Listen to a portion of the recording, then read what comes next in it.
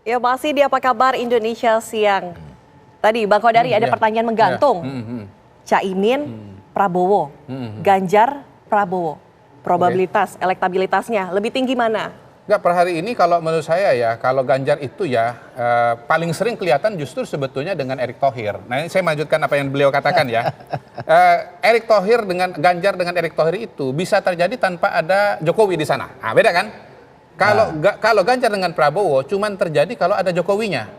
Nah kalau Ganjar dengan Erick itu bisa terjadi ada Jokowi nggak ada Jokowi gitu. Jadi pada hari ini saya lihat data nih, lihat foto-foto 6 bulan 7 bulan terakhir ini. Itu hampir selalu Ganjar itu dengan Erick Thohir. Nah karena itu Pak Prabowo ini pilihannya sebetulnya tinggal dengan Caimin atau seseorang yang berasal dari Jawa Timur. Kenapa harus Jawa Timur ini? Karena begini, karena Pak Prabowo itu rupanya sudah mulai belajar pelajari data selama 2014-2019. Beliau itu kuatnya di mana?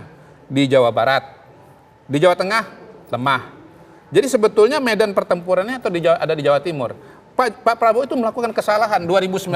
Sebentar. Pak Prabowo itu melakukan, biar jelas nih, bahwa Pak Prabowo itu semakin intens dengan Jawa Timur. Saya lanjutin ya.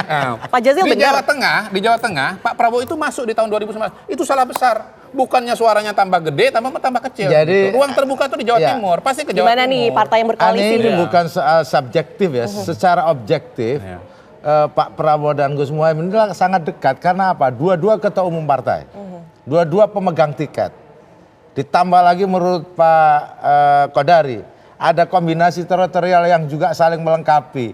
Sebenarnya sudah dekat ini, tapi kenapa kok belum tuntas pembicaraan, belum ada deklarasi? Ya tentu banyak hal yang harus dihitung. Namun kalau dalam hitungan yang menggunakan parameter objektif, parameter kelengkapan, satu tentara, satu aktivis, satu Jawa Timur, satu menguasai Jawa Barat begitu, satu senior, yang satu lebih junior. Menurut saya itu sebenarnya sudah lengkap semua. Nah, cuman memang di dalam politik itu tidak sederhana, meskipun sudah cocok, meskipun semua kalkulasi sudah ada, variabelnya banyak. Variabel masih ada satu variabel lagi. Iya. Apa bisa dipastikan? Apa itu koalisi variabel? kiri ini tidak retak gitu? Tidak ada yang bisa meretakkan, memecahkan koalisi? Kalau komitmen dengan piagam koalisi, saya yakin tidak akan retak. Oke. Tapi kalau Pertanyaannya begini, adakah sanksinya ketika melanggar isi dari piagam koalisi tersebut? tidak ada sanksi di situ. Artinya bisa saja dong melanggar piagam tersebut, isi piagam tersebut. Ya memang tidak ada punishment di situ.